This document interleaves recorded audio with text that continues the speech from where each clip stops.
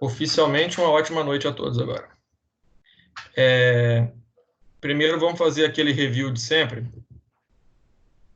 E eu sempre falo isso no começo da disciplina, né, quando a gente vai falar do plano de ensino. A disciplina de refrigeração e ar-condicionado, a gente pode dividir ela em dois grandes grupos.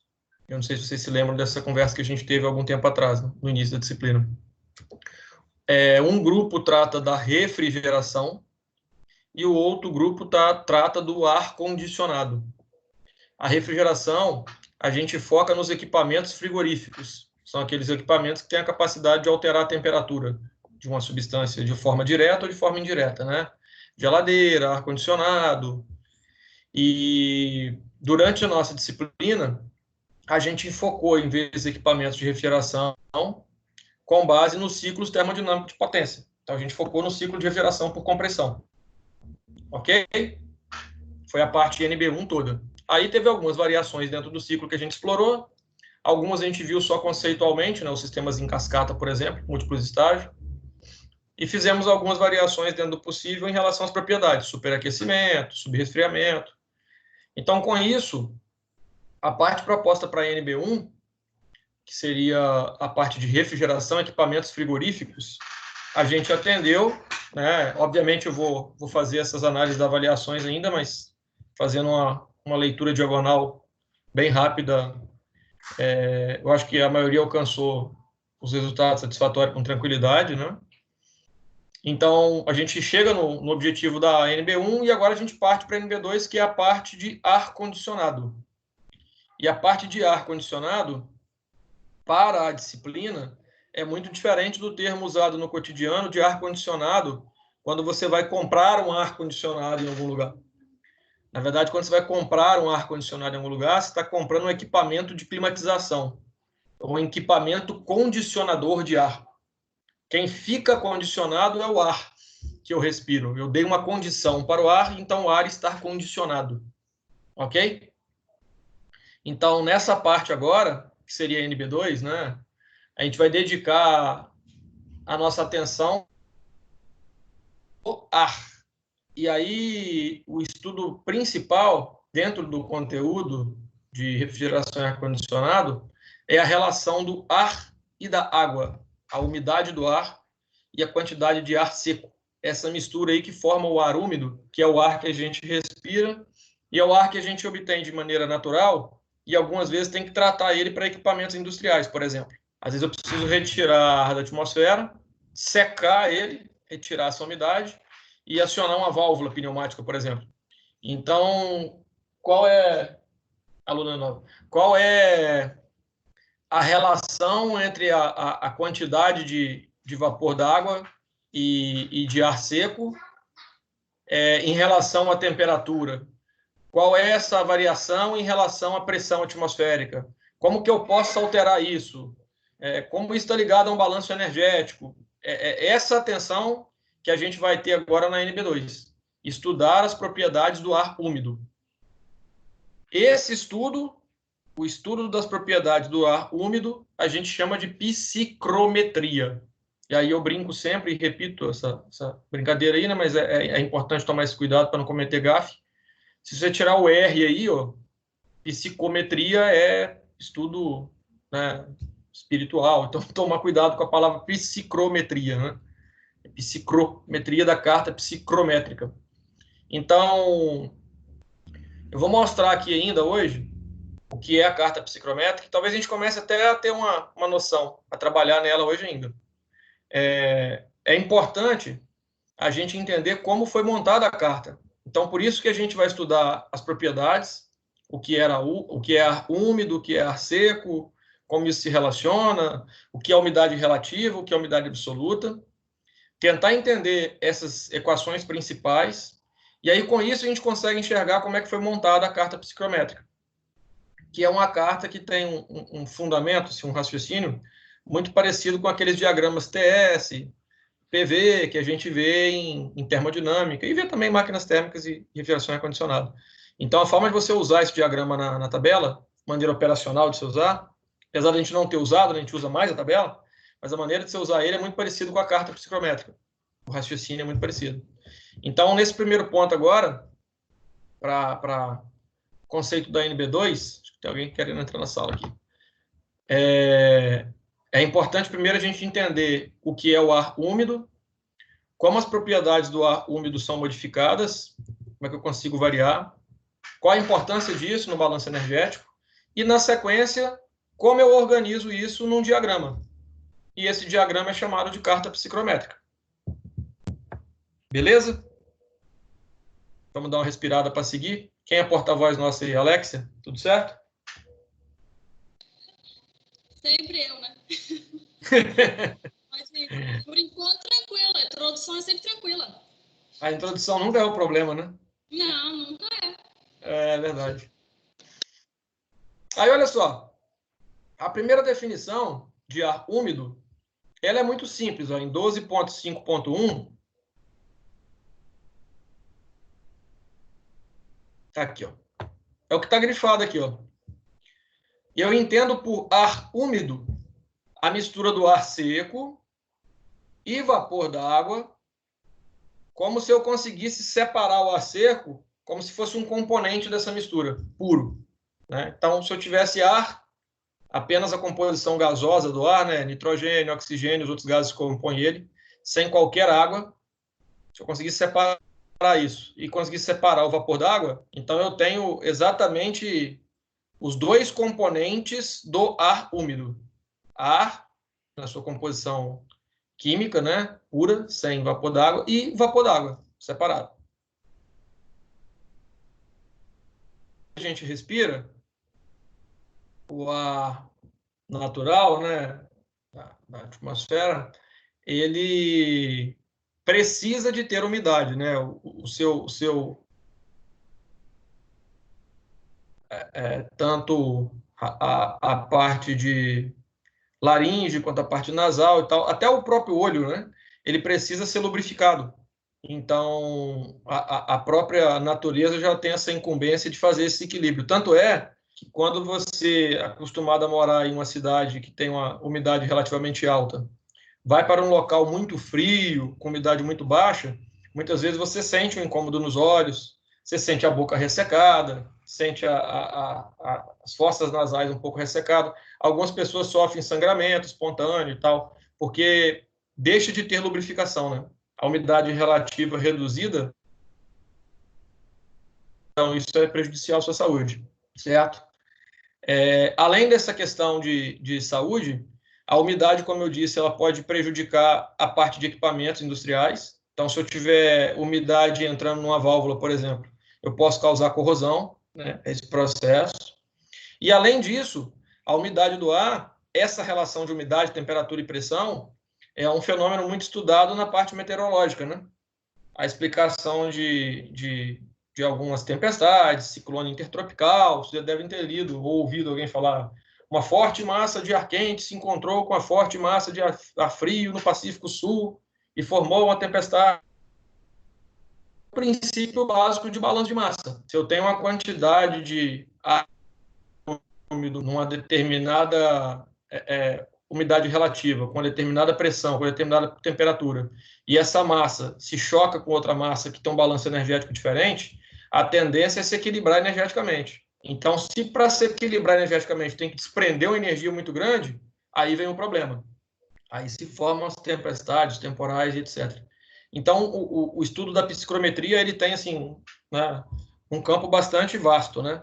A gente vai focar sempre na questão ar seco e vapor d'água, independente dessas aplicações. Se é para o corpo humano, se é para equipamento, se é para a previsão do tempo e tal. Então, a gente vai focar nos conceitos. Quando muito, a gente vai usar em equipamentos industriais aqui. Beleza? Então, primeira definição, ar úmido, 12.5.1, do nosso querido amigo Moran e Shapiro aí. E aí vamos seguir um pouquinho aqui, ó. Ele passa uma parte conceitual mostrando como eu posso tratar o ar úmido no modelo de gás ideal, tá? Então ele faz algumas considerações de equação que a gente pode até voltar nela, mas vamos primeiro definir quem é quem, para depois a gente começar a trabalhar com equação. Vamos voltar aqui, passei demais. Ó, esses conceitos aqui razão de mistura, umidade relativa, entalpia de mistura, também são conceitos importantes e alguns um pouquinho confusos. Aí eu chamo a atenção para um primeiro cuidado. Em alguns livros, esse termo ele é um pouco diferente. A razão de mistura, outros livros chamam ele de umidade específica, por exemplo. Eu não sei nem se o Shapiro escreve isso aqui, peraí. Aqui, ó. A razão de mistura é, às vezes, chamada umidade específica, certo? Então, no Shapiro, sempre que eu falar de razão de mistura e falar de umidade específica, eu estou falando da mesma coisa. Mas se for buscar uma outra literatura, certifiquem-se de que nós estamos falando da mesma coisa. De que razão de mistura e umidade específica é a mesma coisa. Algumas literaturas chamam umidade específica uma outra propriedade, que não razão de mistura. Beleza? Então, cuidado com essa armadilha. Por isso que eu gosto de adotar sempre um livro base, e em termodinâmica é sempre o Moran e Shapiro, né? Porque essas terminologias são confusas. Assim como simbologia e abreviação, né? Você vê que H em alguns livros é entalpia, em outros livros é altura. Então, isso pode gerar um desconforto. Nós vamos focar sempre no Shapiro, beleza? No nosso querido Shapiro, que vem nos acompanhando aí desde o quinto período, né? Quarto ou quinto período, não sei. Mas, enfim, se você for analisar assim, de maneira mais teórica, a razão de mistura ou umidade específica é bem simples. É a quantidade de massa de vapor, aqui dada por MV, né? Massa de vapor de água, obviamente, tá? Dividido pela massa do ar seco do ambiente que eu estou analisando, certo? Quando você pega a equação final, e a gente usa ela em atividades, avaliação, etc., você tem essa equação aqui, ó, 0,622, pressão parcial do vapor sobre pressão absoluta menos pressão parcial do vapor. Como que chega nessa? Através da equação dos gases ideais, ok? Então, quando eu for calcular a umidade específica, eu já vou usar essa equaçãozinha aqui, ó, fechada. Se alguém falar assim, de onde saiu 0,622? A relação do peso molecular da água pelo peso molecular do ar, se você fizer esse balanço aqui, você vai ver que vai chegar nessa relação de 0,622, considerando também o R, né? Constante universal dos gases aí. Então, se você fizer essa conta, você vai chegar nessa equação aqui. Beleza? Existe uma confusão já aqui, tá? Algumas pessoas, e eu vejo mesmo que até em algumas chamadas de previsão do tempo e tal, muita gente fala de umidade relativa como se fosse umidade específica. E isso é um erro tremendo, né? A umidade específica é exatamente essa definição que a gente acabou de ter. É a massa de vapor da água pela massa de ar seco. Agora, a famosa umidade relativa, ela é tida com base na saturação da substância. Como assim? A umidade relativa mede a quantidade de umidade que aquele estado termodinâmico consegue conter em relação àquele estado termodinâmico na saturação, nas mesmas condições de pressão e de temperatura. Vamos pensar assim, agora está, sei lá, 20 graus ali fora e a pressão atmosférica está em 1 atm, né? Vamos pensar que nós estamos no nível certinho aqui do mar e está 1 atm. Beleza? Qual seria a quantidade máxima de umidade que o ar conseguiria, né, conter nessa condição de pressão e temperatura que eu falei? A quantidade máxima é 10. Tá. Qual é a umidade que está lá agora? A que está lá agora é 5. Então, de 10 possíveis, eu tenho 5. Qual é a umidade relativa? 50%. Ok? Eu entendo que esse é um pouquinho confuso, mas não tem uma forma mais suave, pelo menos eu não encontro, não. Deu para entender aí, Alex? Eu acho que nessa parte aí, talvez, do vídeo, vocês vão ter que voltar um pouquinho, dar uma bugada lá também, vou ver se eu coloco alguma coisa no YouTube. Essa parte que trata de meteorologia, esses institutos de...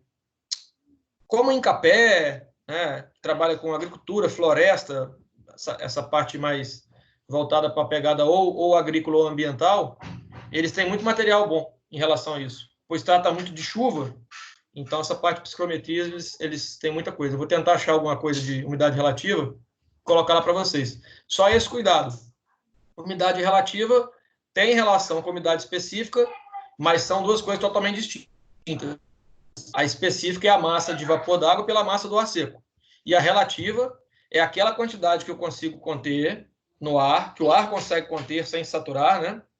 E em relação à quantidade na saturação, na mesma condição de pressão e temperatura. Então, muitas vezes, quando o repórter ou a garota ou o garoto do tempo lá fala da umidade relativa, ele passa uma informação que é de umidade específica e não de umidade relativa. E algumas vezes também passa a umidade relativa correta, tá? Não é todo mundo que erra também, não. Então, tem vezes que a informação tá correta. Se você pegar pelos relatórios de defesa civil, né, em metro e etc., geralmente esses têm a informação correta. Eles colocam umidade específica, colocam a relativa e bota tudo certinho. Esse equipamento aqui, ó, ele é bem utilizado, tá? Você não precisa fazer esse cálculo da umidade relativa, como eu te falei. Você tem um equipamento que mede para você, ó. Higrômetro é um deles. Depois nós vamos ver que tem algumas formas de você estimar também isso medindo, através de termômetro. A gente vai chegar lá. Beleza? Então, olha só. Umidade relativa, a gente definiu. Vamos trabalhar mais isso para entender melhor. Umidade específica ou razão de mistura. O nome, né, é mais utilizado aí pelo Shapiro, é razão de mistura, mas pode utilizar os dois. Ar úmido e ar seco. São as definições que a gente viu até agora. Beleza? Vamos avançar mais um pouquinho aqui. Essa parte de balanço de massa aqui de entalpia a gente vai usar muito pouco, se é que vai usar. Então, vamos seguir. Esse ponto é importante.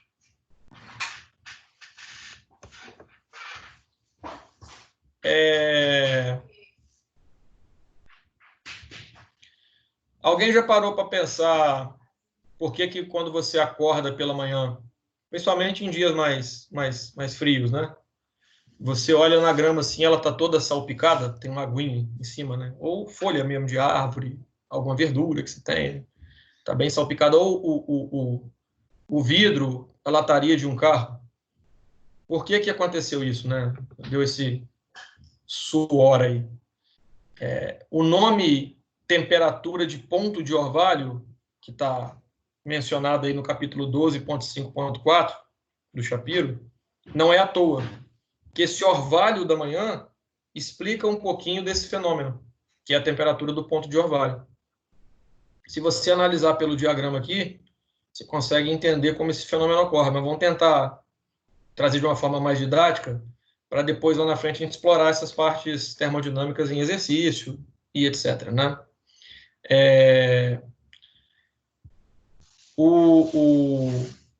O processo de condensação desse ar, ele ocorre quando eu tenho uma redução da pressão, então eu tenho uma pressão de saturação, e por algum motivo, seja por relação de massas do ar, ou seja por uma alteração mecânica do espaço, né? Eu posso fornecer mais ou menos pressão através de uma câmara, por exemplo, no equipamento industrial. Então, eu tenho alguma alteração de pressão. Se eu mudar a pressão de saturação, reduzir essa pressão de saturação, eu causo a condensação parcial do vapor d'água que estava naquela substância. Então, eu tenho ar seco com determinado vapor d'água e está na condição de saturação. Se eu tirei ele da saturação, se eu reduzir essa pressão, mexer na pressão, então o estado termodinâmico ele vai querer se equilibrar novamente. E o que acontece é a condensação de parte desse ar, dessa umidade. Esse fenômeno da redução da pressão, ele provoca o famoso orvalho. Então eu posso ter pela queda de pressão ou posso ter pela queda de temperatura. O que ocorre na superfície, por exemplo, eu tenho a superfície aqui a 15 graus e tem uma corrente de ar saturado aqui que está a 17 graus e está na saturação. Então, quando essa corrente encontra com a superfície mais fria, a tendência dele é mudar de fase para se equilibrar. Então, o vapor d'água que estava ali, encontrando com a superfície mais fria, ele, condensa. orvalho, ok?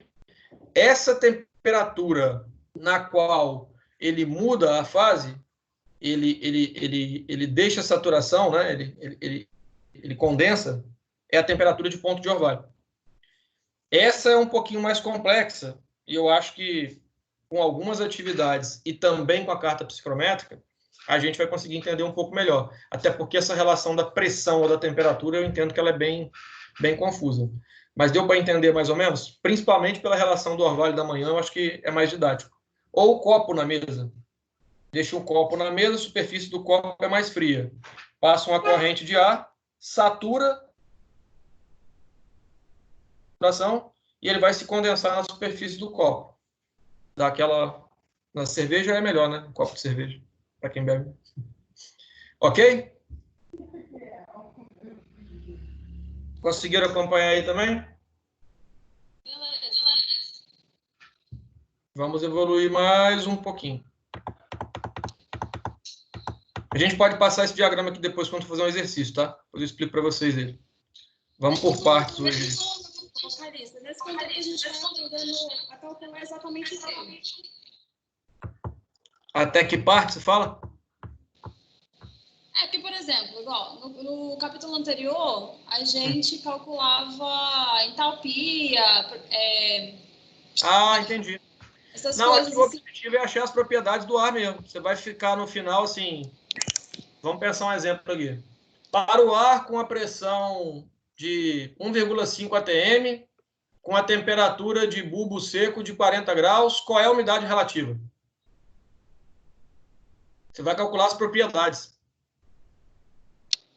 Entendi. Então não está muito relacionado com parte de equipamento, não, né? Igual da matéria anterior.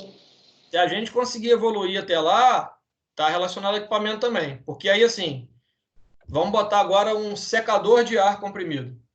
Aí tem uma condição. Na entrada do equipamento, na entrada do volume de controle, os dados são pressão, 10 megapascal, temperatura, 45, umidade relativa, 40%.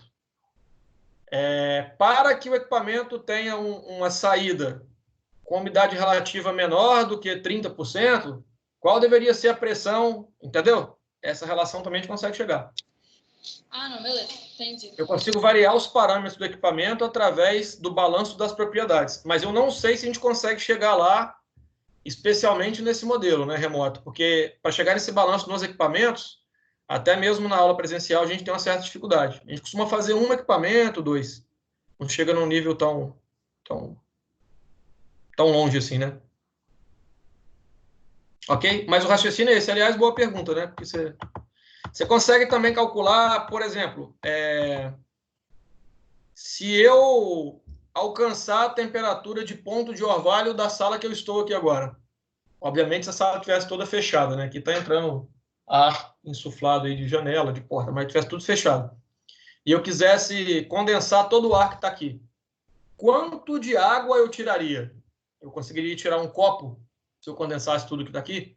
É possível calcular também com conhecimento dessa disciplina, entendeu? Entendi. Não, beleza. Quanto de umidade? Para agora. Boa pergunta. Vamos lá.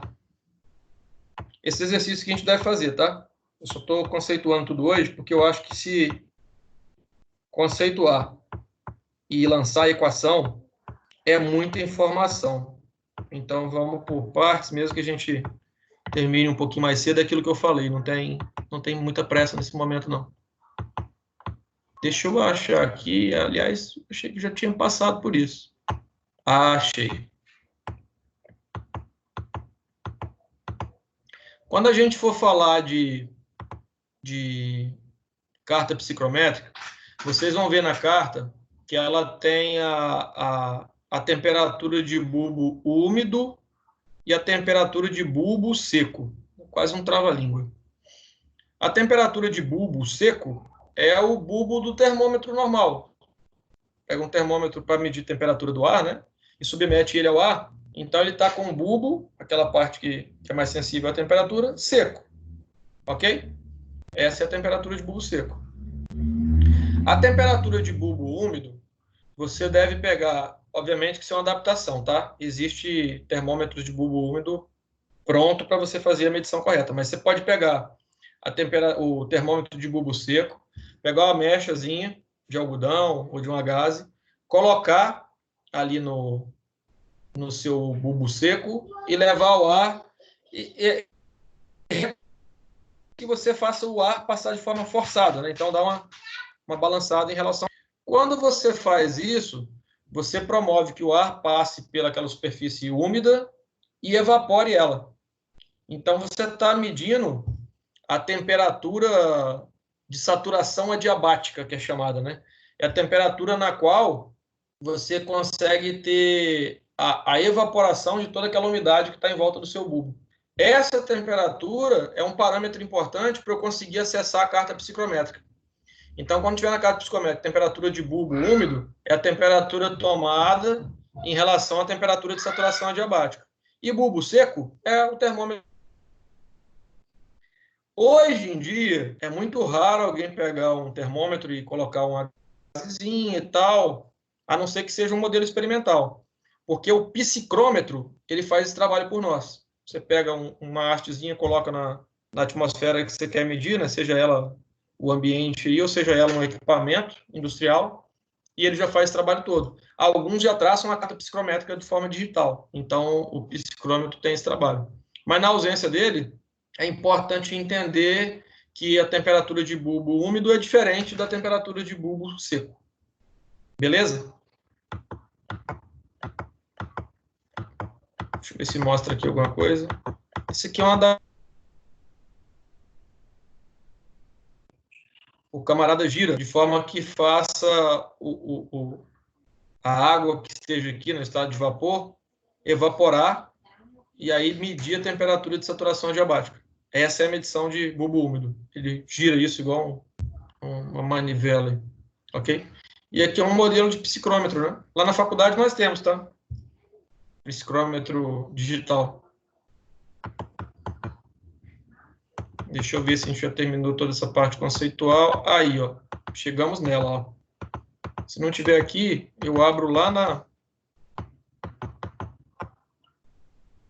nas tabelas. Deixa eu ver se tem aqui em algum lugar. Aí essa parte que a Alex estava perguntando, ó. Através da carta psicrométrica, entendendo esses conceitos, eu consigo aplicar balanço de massa e energia em alguns equipamentos. Por exemplo, aqui, ó, aplicando num bocal, né? Ou no difusor, dependendo do sentido do fluxo aí. Deixa eu achar a carta aqui para vocês familiarizarem com ela, a gente entender o que é, e aí eu tento deixar uma tarefinha aqui para a gente exercitar essa parte teórica. Desumidificação. E depois a gente faz mais uma aula remota aí para começar a fazer essa parte de balanço e tal. Vamos lá. Eu acho que não vai ter, não. Deixa eu abrir aqui lá no... que ele está mostrando só os modelos resumidos da carta. É bom vocês verem ela completa, até para tirar toda a ansiedade de que ela causa, né? Dá a impressão que ela é muito mais complexa do que ela realmente é. Deixa eu achar aqui. Índices, tabelas e figuras de diagramas.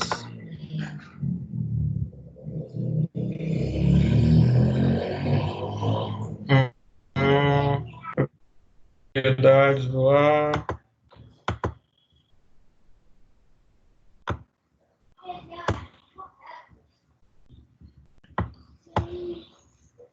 Propriedades da água.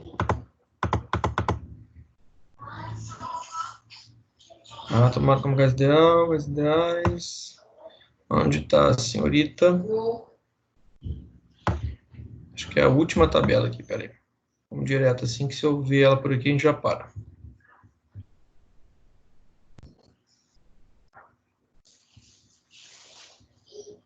Não tem ela aqui. Eu tenho ela no meu slide.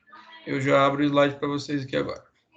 É até bom que eu disponibilizo ela lá no Moodle, caso ela não esteja aqui.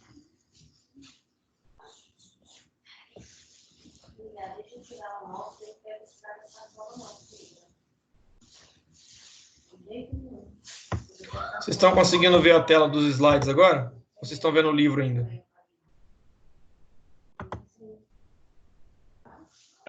O livro ainda. Estão vendo o livro ainda? Então deixa eu mudar aqui o compartilhamento, peraí. Compartilhar aqui. Deu certo?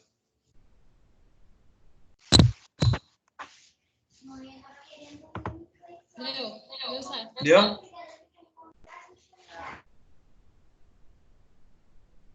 Essa é a carta que relaciona as propriedades principais do estudo psicrométrico.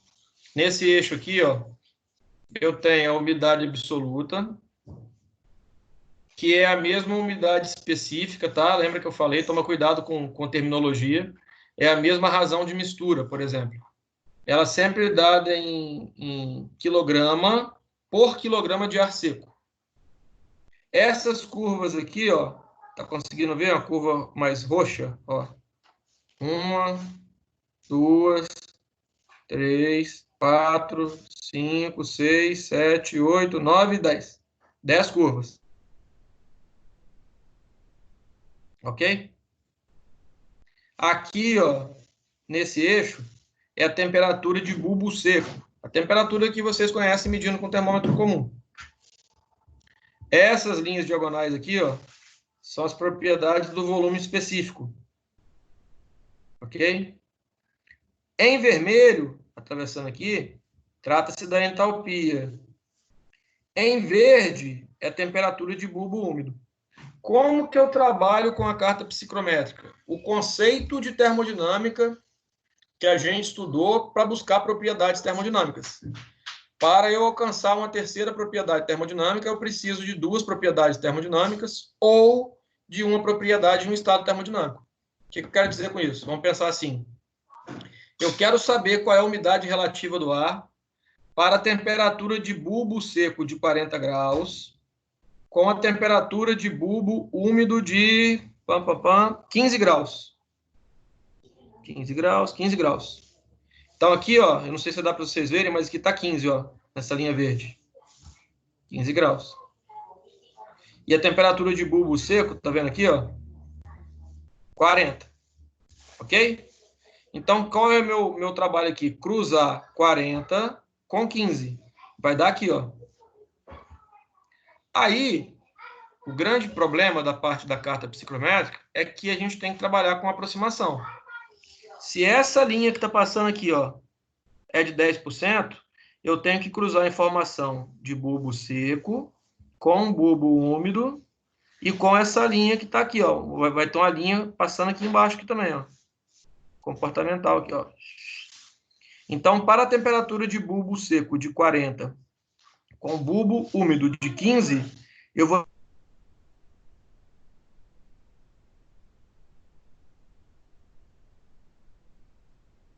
pegar uma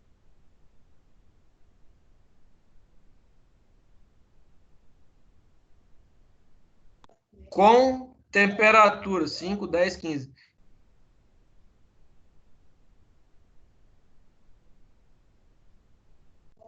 Com 20, cadê? É bom ter uma régua, tá, gente? Aqui, ó. Eu tenho esse ponto aqui, ó. Então, minha umidade relativa. Aqui é 10, nessa linha. Aqui é 30. Então, aqui é 20. Então, meu cruzamento de 18 com 20 vai dar uma linha que passa aqui embaixo, ó, imaginária, um pouquinho menor do que 20. Então, eu posso estimar aí 18% de umidade relativa. Então, qual é a umidade relativa do ar para uma temperatura de bulbo seco de 38 com a temperatura de bulbo úmido de 20? Umidade relativa do ar é aproximadamente 18%. Se eu quisesse saber a razão de mistura, eu arrasto para o lado aqui, ó, numa linha reta, acompanhando sempre a propriedade que eu estou buscando, ó. 0,006, aqui é 0,008, poderia até aproximar para 0,008. Então, a razão de mistura, ou umidade específica ou absoluta, é igual a 0,008 quilos por quilograma de ar seco. Beleza? Não tem forma melhor do que a gente passar uns 50 exercícios de carta psicrométrica e, além de sextar, vocês ficarem sábado e domingo brincando com ela, né? Carta psicrométrica. Mas deu para entender o raciocínio? porta-vozes aí de plantão. Deu? Deu? Por enquanto, Beleza? O que eu vou fazer? Aí eu não consegui entender uma parte, não. Como? A minha internet aqui tem uma hora que travou. Vixe. Aí, Mas eu tô gravando.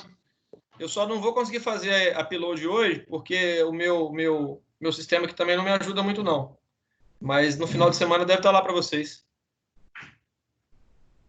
A gravação eu acho que ela é contínua, né? Ela não para, não. Tranquilo, beleza. Beleza? Vamos fazer o seguinte agora, né? A gente finaliza a parte conceitual de hoje, por hoje, né? Finaliza. Eu vou propor algumas provocações lá, algumas perguntas, né? O que é a razão de mistura? Semana, a gente abre para discutir isso e já tentar trabalhar os balanços de massa e energia. Mais simples, só questão de umidade específica, umidade relativa. E avançando nisso, na outra semana a gente já trata da carta psicométrica. Beleza? Na próxima semana eu queria também que a gente conversasse já sobre a NB2. Como a NB1 a gente teve que programar já no meio da pandemia, né? A gente foi pego de surpresa, acho que a gente ficou um pouquinho confuso com as datas aí e tal. E agora a gente tem mais tempo, né? Para fazer isso mais planejado. Melhor para mim, melhor para vocês, principalmente. A gente já dá as duas datas, já dá para trabalhar com folga. Não sei se os outros professores já marcaram. Já tem alguém agendado já? NB2? Não? Então é até bom que a gente saia na frente. Só vou confirmar com o Harry a questão de calendário, porque, se possível, eu gostaria até de antecipar um pouquinho isso, até para dar mais folga para vocês aí. Mas, tipo assim, os professores estão dando atividade lá no portal, né? Uhum. 2 pontos para NB2, entregar até tal dia. Eles estão fazendo assim. Estão distribuindo mais os pontos, né? Sim, o Harry está dando um monte de lista de exercício, o Patrick também. E aí eles colocam uma data para a gente entregar. Entendi. Eu não sei se isso, de uma certa maneira, é bom para vocês no sentido de ocupação, assim, né? Você acaba tendo mais, né, trabalho, mas é uma forma também de estimular mais, né? As partes, né, o conteúdo parcial de cada disciplina, né? Confesso que é mais trabalhoso mesmo, porque a gente tem muita coisa excluída, né? Se todo mundo usasse a mesma metodologia, vocês acabam tendo muita tarefa aí. Se bem que tudo agora é em casa, mas mesmo assim acaba sobrecarregando. Mas, enfim, vamos pensar no modelo. Eu ainda acho que o modelo que a gente fez na passada, apesar de não ter sido tão bem planejado, não ficou ruim, não. Tanto para eu conseguir monitorar a qualidade aqui, corrigir, como para vocês fazerem, né? O trabalho e a lista aí, acho que ficou de boa. Apesar de algumas renegociações de prazo, né? Alguns choros e por aí vai. Deu tudo certo. Beleza? Vamos finalizar assim agora? Podemos sextar por hoje? E aí eu já faço o upload dela aqui o mais rápido possível. Esse final de semana eu devo corrigir a parte NB1 toda. E aí na próxima aula eu deixo algumas perguntas mais teóricas para a gente responder. Talvez até alguma atividade aí mais dinâmica para o próximo dia. E aí, ou na aula de sexta, ou se vocês não quiserem sofrer demais, na outra semana a gente abre o Teams de novo aqui para fazer a parte do balanço, dos cálculos. Beleza? Calixto, para a parte teórica, o Harrington está fazendo um testezinho. Lá no Fax Virtual mesmo, ele faz um teste de tipo, umas 6 perguntas, coloca umas 2 tentativas e a gente marca X, entendeu? Conceitual. No mesmo dia da aula já corrige automático, né? Pelo sistema. Na hora que você termina de fazer o exercício, ele já te dá a sua pontuação, né? Você já tem a correção. Exato. Você podia dar uma olhada nisso aí. Mas é só teórico mesmo. A parte de cálculo, ele manda a gente fazer uma lista e entregar. Na de cálculo é mais difícil fazer isso. Mas na teórica é uma boa ideia. Eu vou até olhar com ele como é o modelo que ele adota, que aí, de repente, a gente faz uma uniformização, né? Ficar bem parecido. Beleza, povo? Beleza, tranquilo. Uma Beleza. ótima noite e um ótimo final de semana. Boa noite. Até mais. Tchau, tchau. Tchau, tchau.